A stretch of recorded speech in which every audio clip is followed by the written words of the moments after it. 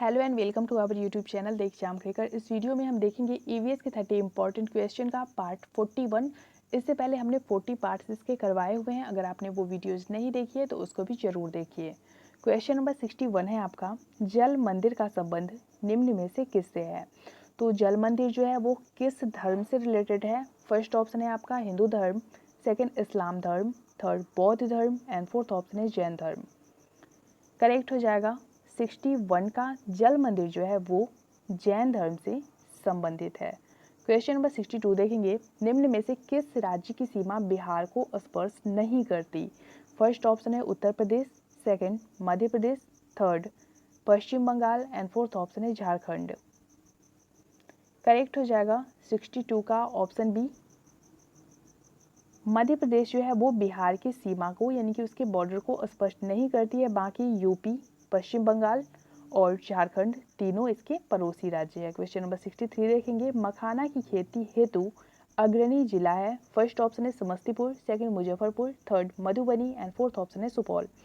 तो ये जो चारों जिला बताए गए हैं, चारों डिस्ट्रिक्ट जो है वो बिहार में आते हैं। तो इन चारों में से मखाना की खेती के लिए जो अग्रणी जिला है वो है आपका option C Madhubani. Madhubani painting काफ़ी ज़्यादा फेमस है। अगला क्वेश्चन देखेंगे, क्वेश्चन नंबर 64, सरीसृप के अंतर्गत निम्न में से कौन आता है। फर्स्ट ऑप्शन है कछुआ, second amoeba, third fern and fourth option है व्हेल। तो इन चारों ऑप्शंस में से कौन सा है जो सरीसृप के अंतर्गत आता है। करेक्ट हो जाएगा option D whale. Question number 65, अभयारण्य का संबंध निम्न में से किससे है। फर्स्ट ऑप्शन है ऊर्जा संरक्षण, सेकंड जल संरक्षण, थर्ड वन्य जीव संरक्षण एंड फोर्थ ऑप्शन है डॉल्फिन संरक्षण। तो अभयारण्य का अर्थ होता है वन, ठीक है। तो इनका संबंध इनमें से किससे है। करेक्ट हो जाएगा 65 का आपका ऑप्शन सी।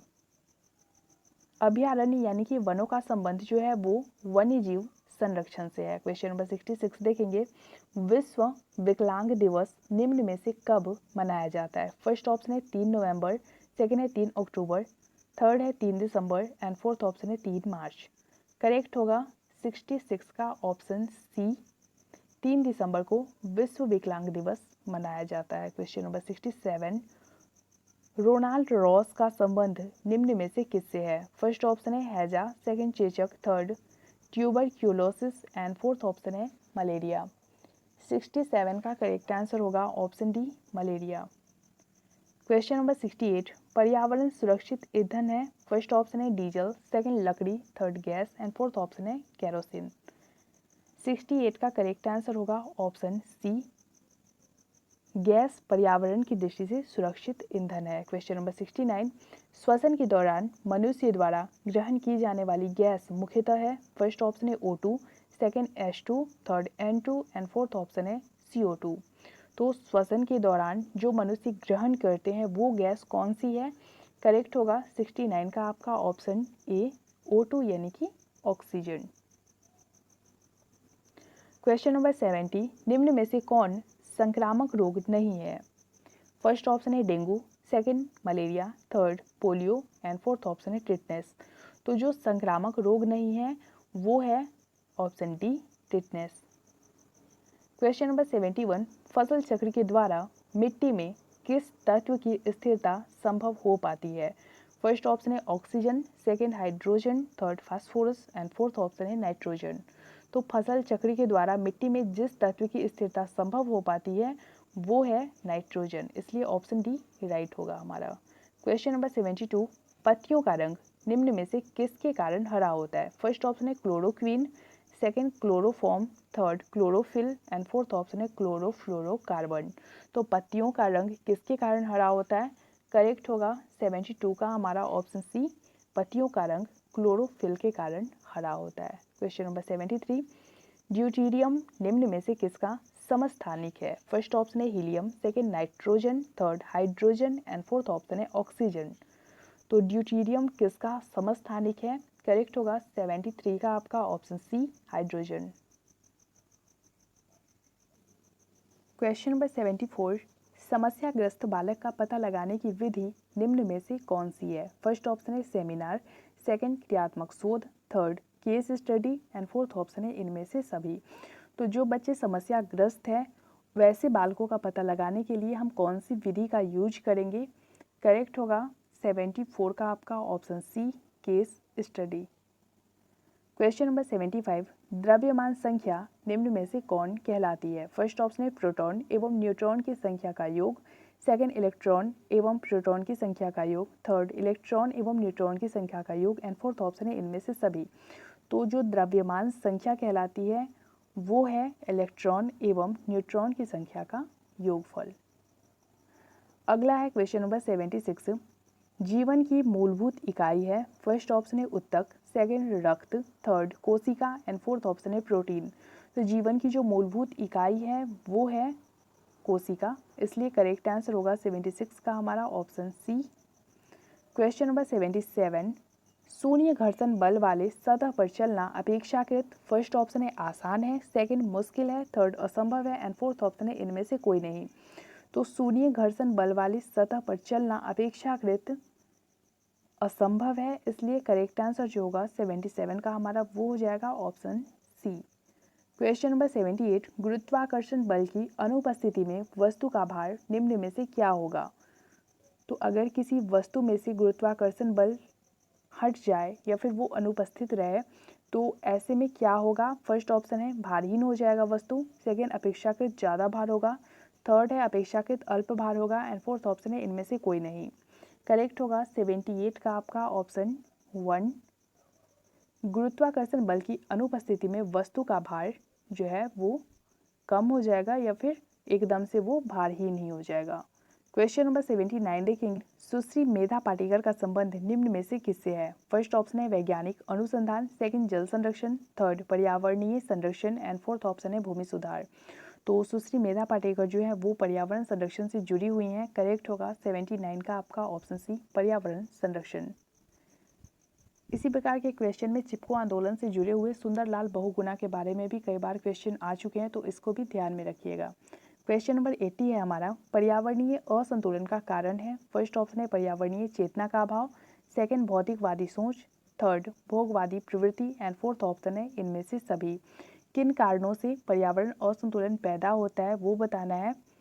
करेक्ट हो जाएगा 80 का हमारा ऑप्शन डी, पर्यावरणीय चेतना का अभाव, भौतिकवादी सोच और भोगवादी प्रवृत्ति के कारण पर्यावरणीय असंतुलन उत्पन्न होता है। क्वेश्चन नंबर 81, ग्रीष्म ऋतु हेतु सर्वोत्तम वस्त्र है। तो गर्मी में पहनने के लिए या फिर गर्मी में आरामदायक जो वस्त्र है वो कौन सी है? फर्स्ट ऑप्शन है सूती, सेकंड रेशमी, third polyester and fourth option है रेयॉन। तो जो रिलैक्सिबल है, आरामदायक है गर्मी में, वो कौन सी है? करेक्ट हो जाएगा ऑप्शन 1, सूती वस्त्र। क्वेश्चन नंबर 82, पर्यावरण एक स्रोत है। फर्स्ट ऑप्शन है अधिगम का, सेकंड औषधि का, थर्ड ऊर्जा का एंड फोर्थ ऑप्शन है इन सभी का। तो पर्यावरण जो है वो अधिगम का भी स्रोत है, औषधि का भी स्रोत है और ऊर्जा का भी स्रोत है, इसलिए करेक्ट होगा हमारे 82 का ऑप्शन डी। क्वेश्चन नंबर 83 देखेंगे, रक्त का थक्का बनने में सहायक है। फर्स्ट ऑप्शन है vitamin A, second vitamin B, third vitamin E and fourth option है विटामिन के। तो कौन से विटामिन रहने के कारण रक्त का थक्का बनने लगता है? करेक्ट होगा 83 का हमारा ऑप्शन डी, यानी कि विटामिन के। क्वेश्चन नंबर 84, जल समस्या का निराकरण संभव है। फर्स्ट ऑप्शन है जल अपव्यय रोककर, यानी कि जल के जो नाजायज खर्चे हैं उसको रोककर, सेकंड है समुचित जल प्रबंधन कर, थर्ड है वाटर हार्वेस्टिंग द्वारा एंड फोर्थ ऑप्शन है इनमें से सभी। तो जल की जो समस्या होती है उसका निराकरण यानी कि उसका निदान किन चीज़ों से संभव है? करेक्ट होगा 84 का हमारा ऑप्शन डी, इन सभी के द्वारा, ऑप्शन ए बी एंड सी, इन सभी के द्वारा हम जल समस्या का निराकरण कर सकते हैं। क्वेश्चन नंबर 85, दूध से दही बनना है। फर्स्ट ऑप्शन है भौतिक परिवर्तन, सेकंड रासायनिक परिवर्तन, थर्ड तापीय परिवर्तन एंड फोर्थ ऑप्शन है नाभिकीय परिवर्तन। तो दूध से जो दही का बनना है वो किस प्रकार का परिवर्तन है? करेक्ट होगा 85 का हमारा ऑप्शन बी, रासायनिक परिवर्तन। क्वेश्चन नंबर 86, पर्यावरणीय शिक्षण को बाल केंद्रित बनाने हेतु प्रभावशाली विधि निम्न में से कौन सी है? फर्स्ट ऑप्शन है भ्रमण, सेकंड बागवानी, थर्ड समूह कार्य एंड फोर्थ ऑप्शन है इनमें से सभी। करेक्ट होगा 86 का आपका ऑप्शन डी, पर्यावरणीय शिक्षा को बाल केंद्रित बनाने हेतु भ्रमण, बागवानी और समूह कार्य तीनों ही प्रभावशाली होंगे। क्वेश्चन नंबर 87 देखेंगे, बाल केंद्रित शिक्षण का अर्थ निम्न में से क्या नहीं है। ध्यान दें, नहीं है बोल रहा है। फर्स्ट ऑप्शन है समुदाय केंद्रित, सेकंड शिक्षार्थी केंद्रित, थर्ड अध्येता केंद्रित एंड फोर्थ ऑप्शन है छात्र केंद्रित। तो बाल केंद्रित शिक्षण जो होता है, चाइल्ड सेंटर्ड, उसका अर्थ निम्न में से क्या नहीं है। करेक्ट होगा ऑप्शन 1 समुदाय केंद्रित। क्वेश्चन नंबर 88, पर्यावरण शिक्षण की प्रभावशाली विधि है। फर्स्ट ऑप्शन है व्याख्या, सेकंड आगमन, थर्ड निगमन एंड फोर्थ ऑप्शन है प्रयोगशाला। तो पर्यावरण शिक्षण की सबसे प्रभावशाली जो विधि है वो है ऑप्शन डी, यानी कि प्रयोगशाला विधि। क्वेश्चन नंबर 89, पाठ्यचर्या को अपेक्षाकृत प्रभावकारी बनाने हेतु इसका निर्माण निम्न में से किस स्तर पर होना चाहिए। फर्स्ट ऑप्शन है राष्ट्रीय, सेकंड राज्य स्तर, थर्ड जिला एंड फोर्थ ऑप्शन है विद्यालय। तो पाठ्यचर्या को अपेक्षाकृत प्रभावकारी बनाने हेतु इसका जो निर्माण होना चाहिए वो जिला स्तर पर होना चाहिए। करेक्ट होगा हमारा option C. Question number 90, TLM का अर्थ निम्न में से क्या है। फर्स्ट ऑप्शन है teaching light material, second teaching learning method, third teaching learning material and fourth option है टीचिंग लर्निंग मोमेंट। तो TLM का जो अर्थ है वो बताना है आपको। करेक्ट होगा 90 का हमारा ऑप्शन 1 टीचिंग लाइट मटेरियल। तो फ्रेंड्स, इस वीडियो में हमने EVS के 30 इंपॉर्टेंट क्वेश्चन सॉल्व किए। आपको ये वीडियो कैसी लगी, लाइक कमेंट के थ्रू जरूर बताएं और शेयर भी जरूर करें अपने फ्रेंड्स के साथ। मिलते हैं हमारे नए वीडियो में, तब तक के लिए पढ़ते रहिए।